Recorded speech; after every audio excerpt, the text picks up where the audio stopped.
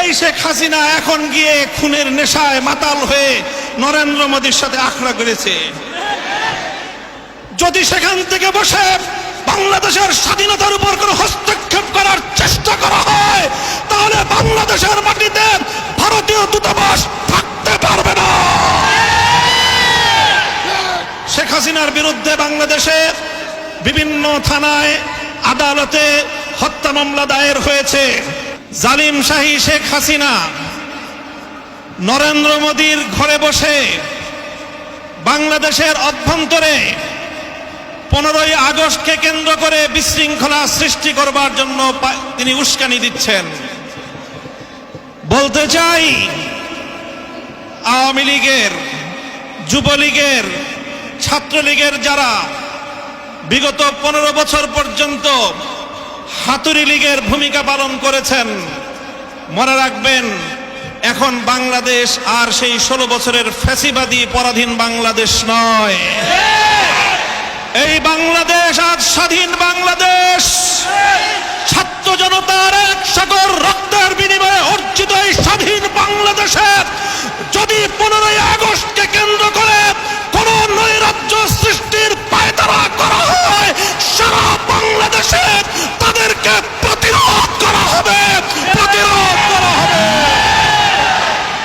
হেফাজতে ইসলামের নেতা কর্মীদেরকে আমি আহ্বান জানাতে চাই, আগামীকাল 15ই আগস্ট, 16ই আগস্ট এবং গোটা আগস্ট মাস জুড়ে আমাদেরকে সতর্ক থাকতে হবে। কারণ মনে রাখবেন, আওয়ামী লীগের রাজনীতি হলো প্রতিহিংসার রাজনীতি।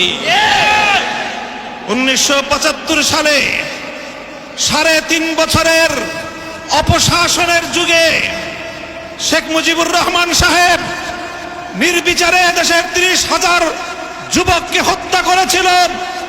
এদেশের বাকশাল কায়েম করার মধ্য দিয়ে মানুষের সকল অধিকারগুলো তিনি হরণ করেছিলেন। অধিকার হারা মানুষ তখন তারা ক্ষুব্ধ হয়ে ধানমন্ডির 32 নম্বর বাড়িতে অভ্যুত্থান পরিচালনা করেছিল। তখন এই শেখ হাসিনা ঘোষণা দিয়েছিল যে জাতি তার বাবাকে হত্যা করেছে তিনি সেই জাতির কাছ থেকে প্রতিশোধ গ্রহণ করবেন। বিগত 45 বছর ধরে শেখ হাসিনা প্রতিশোধের রাজনীতি করেছেন, প্রতিশোধ নিয়েছেন আমার বাংলার তাওহীদি জনতার বিরুদ্ধে, প্রতিশোধ নিয়েছেন বাংলার স্বাধীনতাকামী মুক্তিকামী জনতার বিরুদ্ধে, প্রতিশোধ নিয়েছেন বাংলাদেশের ছাত্র জনতার বিরুদ্ধে, প্রতিশোধ নিয়েছেন এদেশের হেফাজতে ইসলামের লক্ষ লক্ষ নিরপরাধ মানুষের বিরুদ্ধে।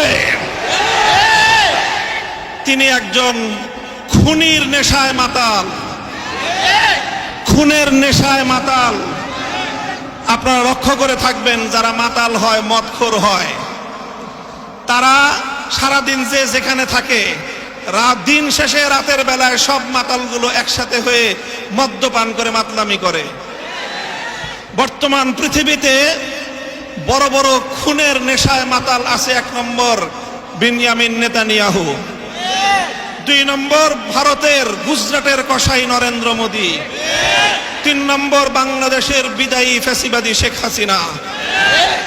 এই শেখ হাসিনা এখন গিয়ে খুনের নেশায় মাতাল হয়ে নরেন্দ্র মোদীর সাথে আখড়া করেছে। যদি সেখান থেকে বসে বাংলাদেশের স্বাধীনতার উপর কোনো হস্তক্ষেপ করার চেষ্টা করা হয়, তাহলে বাংলাদেশের মাটিতে ভারতীয় দূতাবাস থাকতে পারবে না। শেখ হাসিনার বিরুদ্ধে বাংলাদেশে বিভিন্ন থানায় আদালতে হত্যা মামলা দায়ের হয়েছে। আমি আহ্বান জানাতে চাই, খুনি হাসিনাকে ধরে এনে বিচারের কাঠগড়ায় দাঁড় করাতে হবে। প্রিয় সাথী ও বন্ধুগণ, বক্তব্য শেষ। ইনশাআল্লাহ বিগত দিনে যেভাবে আমরা রক্ত দিয়েছি পিলখানায়, যেভাবে আমরা রক্ত দিয়েছি শাপলা চত্বরে, যেভাবে আমরা রক্ত দিয়েছি মোদী বিরোধী আন্দোলনে হাটহাজারীতে, যেভাবে রক্ত দিয়েছি আমরা মোদী বিরোধী আন্দোলনে ব্রাহ্মণবাড়িয়ায়, ঠিক আগামী দিনেও দেশের স্বাধীনতা রক্ষার জন্য, ইসলামের হেফাজতের জন্য যদি আবার রক্ত দেওয়ার প্রয়োজন হয়, স্বাধীনতার ঝান্ডা নিয়ে রক্ত দেওয়ার জন্য প্রস্তুত থাকবে কারা? আল্লাহু